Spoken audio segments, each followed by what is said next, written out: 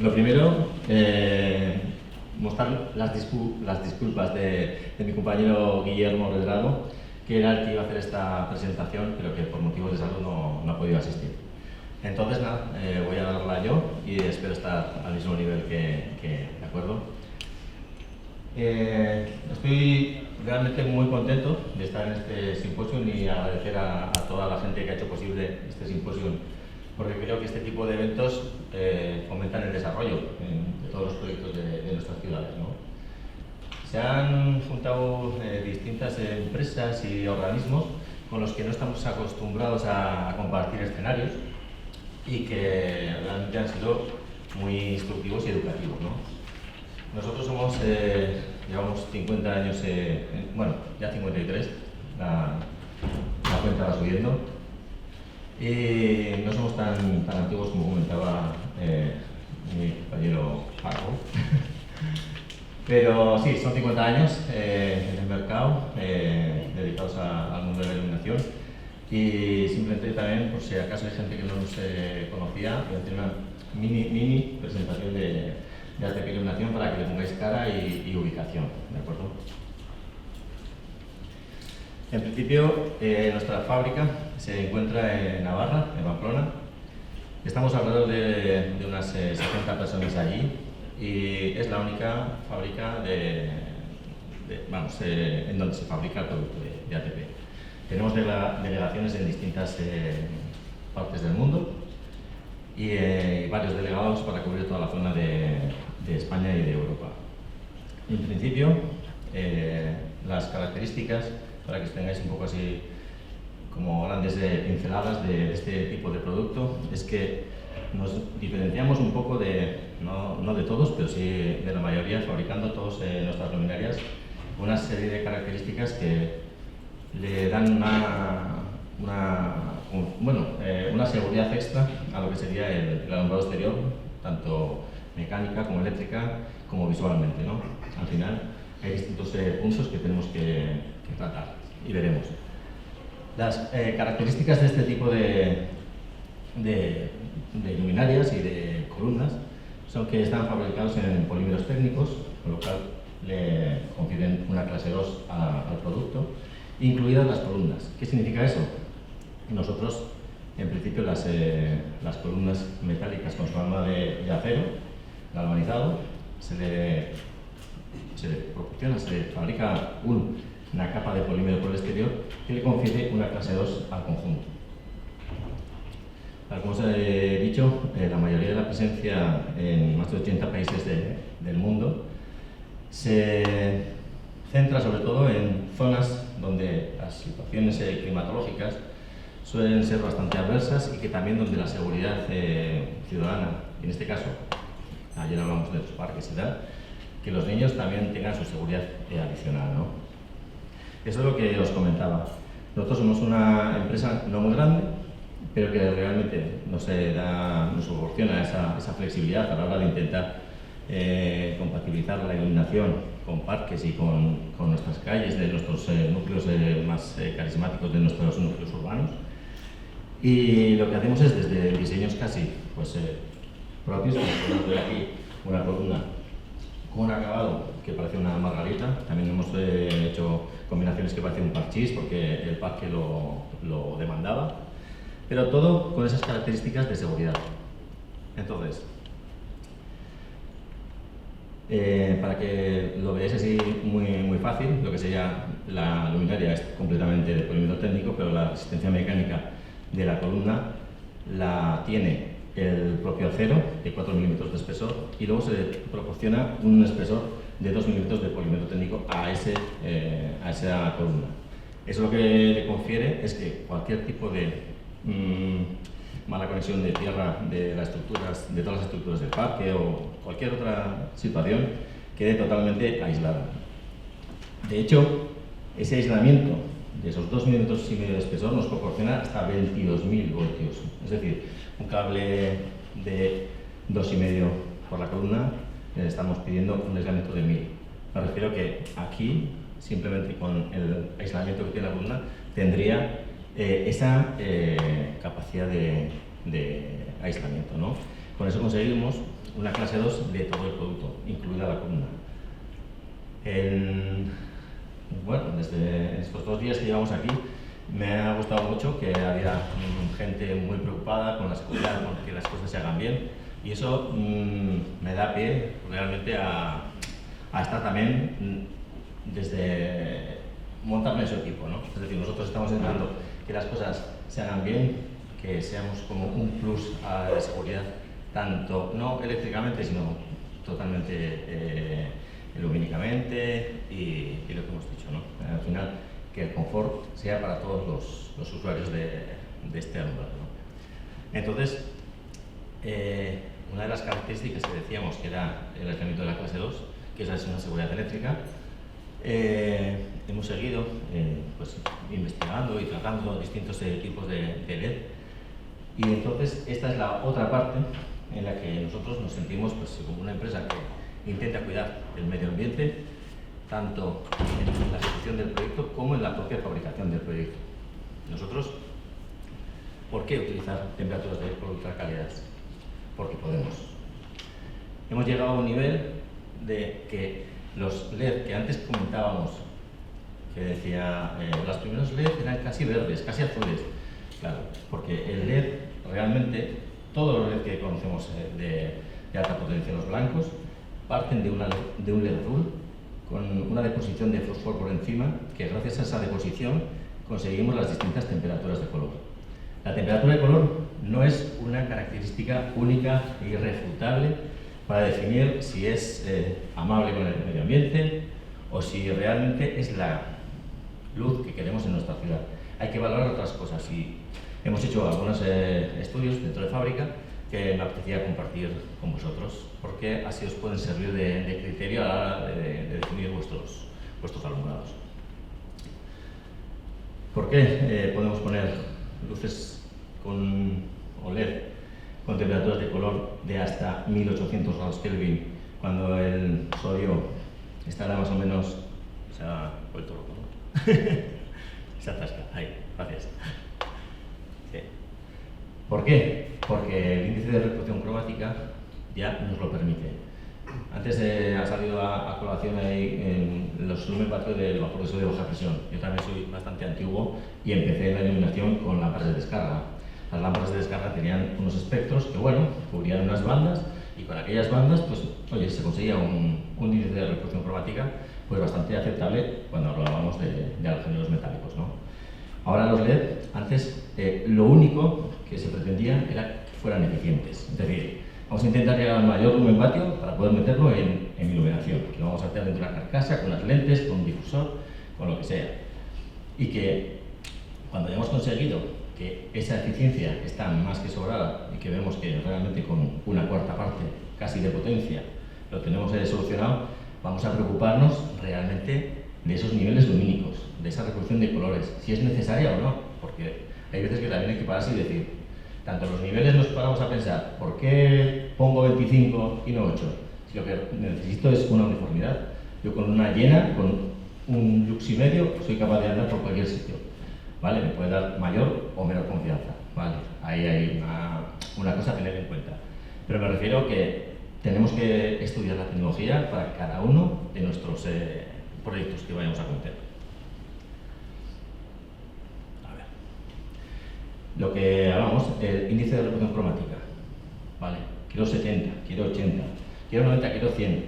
¿Dónde hay que parar? Pues realmente... Realmente tampoco hay que... No hay estudios realmente que en un alumbrado exterior sea más necesario de un índice de reproducción de 70. Claro que si realmente tenemos la tecnología y la podemos colocar, pues adelante. Pero no sea porque realmente lo necesitamos. El índice de reproducción cromática de 70, 80 o el que sea, realmente es la suma de 15 reproducciones cromáticas de cada de esos colores. Es decir, así como hay aplicaciones de interior que nos interesa que se vean mejor los verdes, como en una frutería o una carnicería que haya el rojo se vea mejor, pues en el alumbrado exterior tenemos que tener un equilibrio entre todos para que esa reproducción cromática sea buena y realmente podamos hacer una vida por decirlo de alguna manera, a la noche o paseando o conduciendo, que sea lo suficientemente segura como para poder afrontar pues esa vía, ¿no? Muy relacionado con la temperatura de color de los LED, nada, esto se pone automático.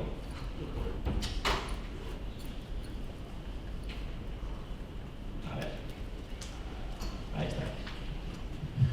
Vale. El parámetro de temperatura de color que nos va a servir como referencia para saber si una luz es más amarilla, más cálida o más fría es los grados Kelvin. Los grados Kelvin no es más que un parámetro físico que realmente se compara el espectro de una fuente con el calentamiento de un cuerpo teórico físico colocado a esa temperatura. Es decir, es un parámetro que nos sirve como guía, pero en ningún caso tampoco nos incluye todas las características de esa fuente luminosa. Aquí tendríamos el rango que podríamos nada. A ver si se aguanta. Vale. La temperatura de color que nosotros vemos y que captamos con nuestros ojos en un día normal, estamos viendo que va desde los 1000 hasta los 10.000. Es decir, nosotros, porque hay muchos ultravioletas en la luz que estamos recibiendo, tampoco nos vamos a volver locos, ¿no? Me refiero que estamos preparados para ello. Pero sí que es verdad que esa cantidad de azules, no ultravioletas, pero sí azules, nos afecta a nosotros y a la mayoría de los seres vivos, incluso microorganismos, en su ciclo circadiano. Es decir, de mayor o menor medida, esa parte podemos intentar evitarla con luces de calidad puestas en nuestras calles, ¿vale? En definitiva, la respuesta de los seres vivos cuando hay una luz que es más cálida, que tiende a anochecerse, incluso cuando ya se hace totalmente de noche, es una reacción que lo que hace es pues, segregar ahí una serie de sustancias que lo que hace es regenerarnos y no activarnos en esa parte, descansar en definitiva. Si nosotros metemos ese pico de luces más azules, lo que hacemos es intentar cambiar como nuestro organismo, que a veces nos puede venir bien. Estamos por ahí de fiesta, que mejor, o sea, pues luz blanca. Vamos ahí y no nos cansamos y encima nos activamos más, ¿no? Muy curioso, esto es un dato a tener en cuenta, que en la calle muy cercana a la fábrica había una instalación de sodio que la verdad era una instalación que, aunque ahí en esa foto parece que hay mucha luz, era una instalación que ya se había deteriorado bastante y tendríamos unos 12 luxes o por ahí de media, pero una uniformidad bastante buena. ¿Contaminación lumínica? Sí, claro, porque las lámparas no están preparadas para eso.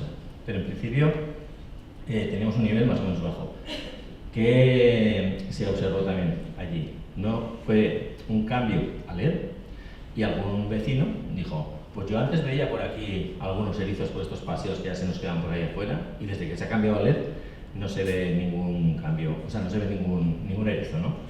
Entonces, ¿qué? Hay que valorar también esa cantidad de luces azules que nos pueden estorbar a nosotros y a otros seres vivos y también la cantidad de luz.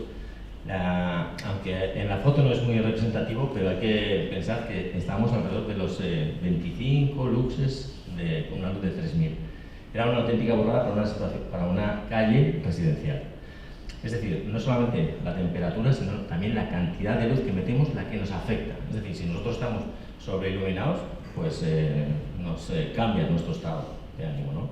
Entonces, cuando queremos hacer algo, nos metemos en una luz de la oficina con luz a tope. Si queremos descansar, nos vamos a nuestra casa y ponemos una luz amarilla y casi que no se vea, ¿no? Pues eso mismo pasa en las instalaciones de alumbrado, ¿no? Realmente nosotros, en esas temperaturas de color que hemos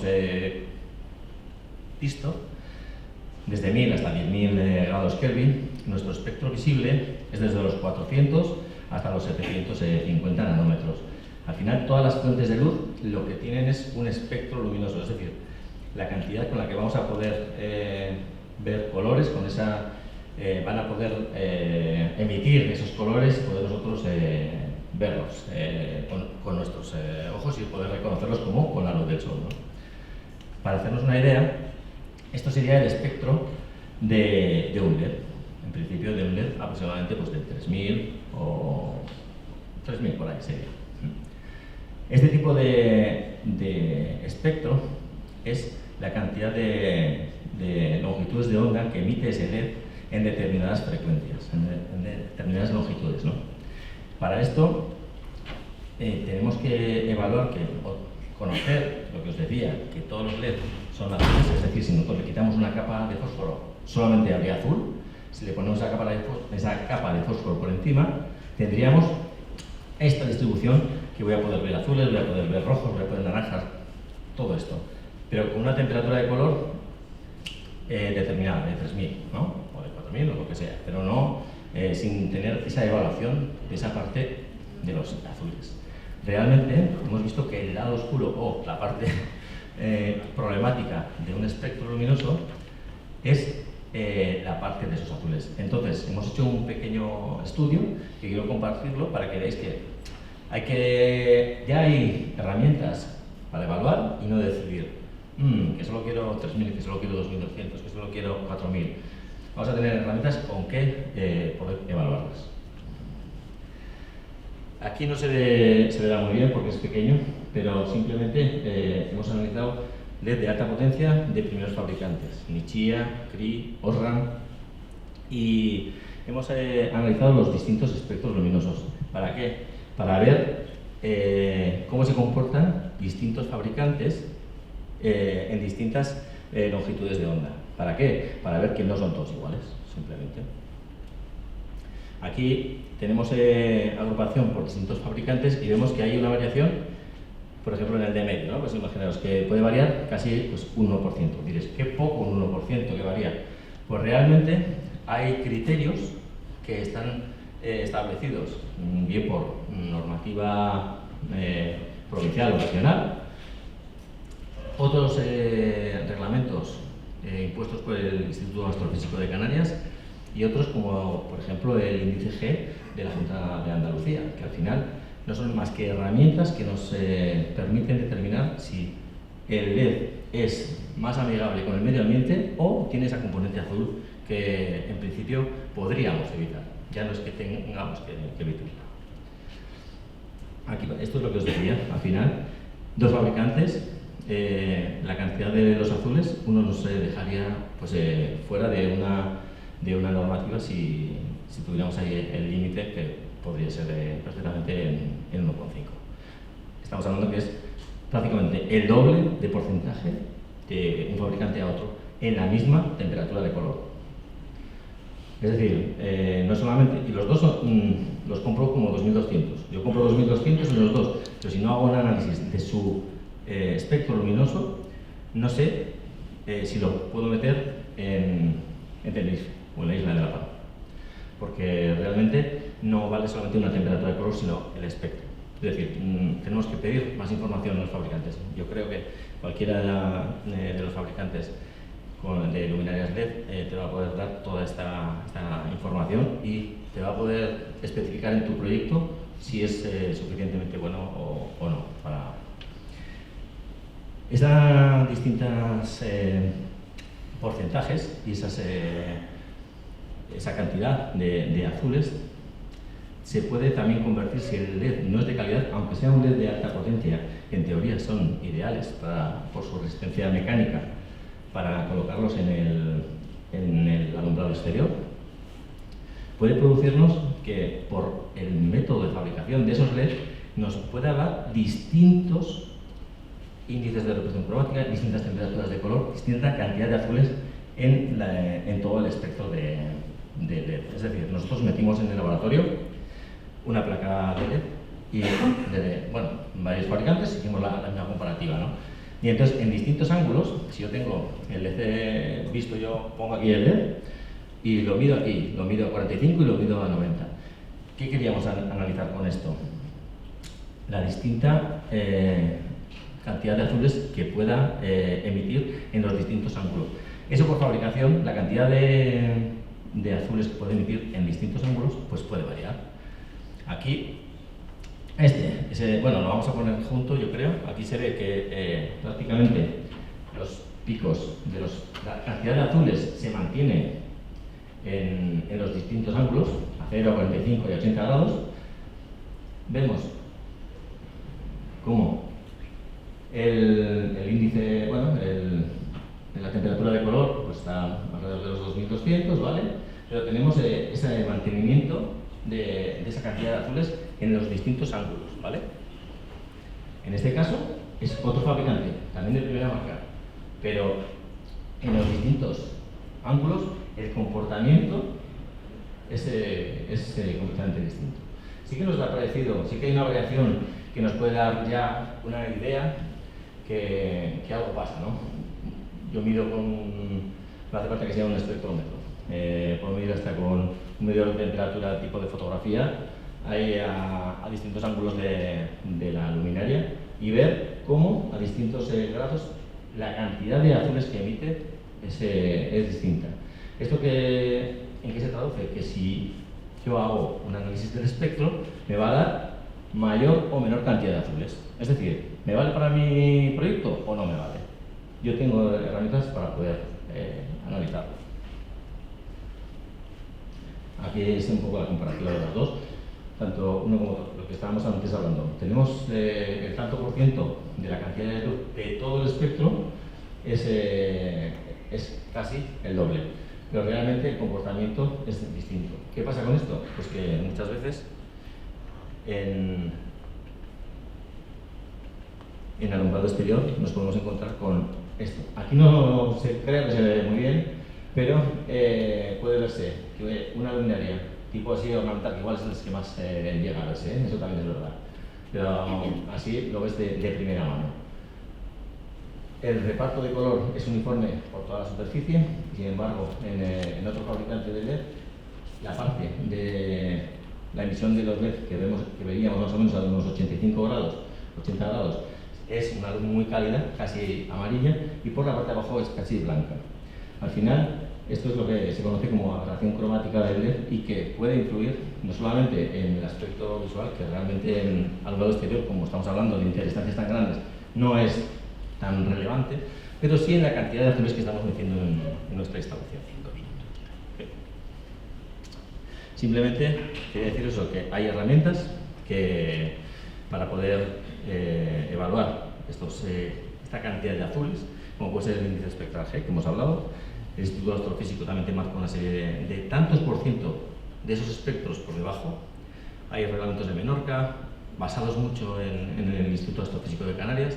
Hay otros reglamentos de Cataluña en los que también ya se empieza a preocupar la gente por esa cantidad de azules que estoy metiendo en mis instalaciones, que como estamos viendo, el cambio es masivo. Entonces, estamos viendo que eso puede llegar a ser un problema, ¿no? El espectro, las herramientas estas del índice espectral G, tú metes en una serie de... está disponible para cualquier uso de cualquier fabricante. Tú tienes el espectro de ese LED, lo metes en la aplicación y lo que tienes es un índice G, que lo que podemos ver es que a mayor G tenemos menor flujo por debajo de los 400, incluso por debajo de los 500. Es decir, vamos a tener herramientas para poder colocar en nuestro pliego de condiciones que quiero que tenga un índice de reproducción G, o sea, un índice de reproducción cromática tal, que tenga un G o que tenga una cantidad de azules, un tanto por ciento, que podamos definir, ¿vale? A ver. Lo que os decía, ahora mismo tenemos una cantidad de LED disponibles que antes solamente nos pasábamos de 5.000 o de 4.000 al PC ámbar prácticamente, 4.000 enseguida apareció de 3.000 y ahora mismo estamos hablando de 5 temperaturas de color entre los 4.000 o 3.000 que ahora mismo ya va a ser la máxima temperatura. Tenemos 3.000, 2.700, 2.200, 1.800 con índices de reproducción cromática de 70 y con eficiencia más que suficiente para poner en nuestras instalaciones. Esto es un poco la comparativa, que es lo que hay. Y simplemente os animo a que probéis las luces ultracálidas, porque realmente hemos podido ver gente sin ningún tipo de criterio técnico, decir, ¿qué te gusta más? ¿Este de acabado o este otro? Venga, este. Ponerlo en todo un pueblo, ahí pues, en este caso es Noreña, se cambió todo, que había un batiburrillo ahí de sodio, halogenuros, de todo, y realmente se puso 2200. La gente encantada, y unos niveles que no se lo creían, porque decían, estoy hablando de 6 luxes, 10 luxes, pero una uniformidad brutal. Al final tenían mejor sensación de iluminación con menor cantidad de luz y con una luz mucho más agradable, más cálida. Al final, no es solamente la cantidad, ni la calidad, ni lo que tengamos que meter de bajar de potencia. La potencia está ya, como creo que ya se ha dicho, ¿no? que la potencia la tenemos ya controlada, por decirlo de alguna manera, ¿vale? Entonces, plazas tan grandes como la de Gijón, ahí habían puesto 3000, de hecho ahora el proyecto que se va a intentar instalar ahora es 4000 porque vienen dadas de antes, no sé si se va a poder cambiar a 3000, y hicimos una prueba, bueno, querían hacer una prueba piloto, una mega prueba piloto, en toda una de las plazas de allí, y con 2200 era una pasada. Una pasada. Esto es Soria capital, pero bueno, se hizo una actuación en toda la provincia de Soria, todos los pueblitos pequeños. Son luminarias con tecnología LED de 2200, con drivers inteligentes, con posibilidad de interconexión entre ellos, posibilidad de regulaciones desde el cuadro. Vamos, no otro. Simplemente, y para acabar, os quería decir un poco que como conclusiones, ¿no? La componente azul del espectro de los LED sí es un valor determinante para el impacto ambiental. ¿En qué medida? Pues no sé. Antes había anuncios de fumadores de deportistas, ¿no? Y vamos, que aquello era una maravilla. Pues no sabemos hasta qué punto nos puede impactar o no, o si habrá unas consecuencias, ¿no? La temperatura de color del LED no es suficiente para determinar dicho impacto. Yo puedo tener una tendencia más a unas luces cálidas o unas luces más frías, depende un poco del proyecto que vaya a cometer, pero vamos a evaluar esa cantidad de azules que realmente nos va a beneficiar en el medio ambiente que vamos a instalar, bueno, en el ecosistema, ¿no? que rodea esa instalación, y que realmente esos azules también son los encargados o una de las partes de esa contaminación lumínica, porque el efecto que tiene la luz azul es que tiene mayor capacidad de difusión. Es decir, cuando yo meto ahí una cantidad de luz azul, se dispersa mucho más que una luz cálida que tiene mayor poder de penetración. Este tipo de LED no tenemos por qué perder ni índice de resolución cromática, ni tampoco tener que instalar una potencia desorbitada. Cualquier actuación que se vaya a hacer de lámparas de descarga a LED está ya justificado el cambio de potencia y podemos ajustar un 3% más o incluso 10% más de potencia en este tipo de LED con el beneficio que ello conlleva. Y sin más, una frase que creo que nos podría venir bien a todos y que casi yo creo que se ha dicho ya en alguna ocasión, ¿no? La contaminación nunca debería ser el precio de la prosperidad. Muchas gracias.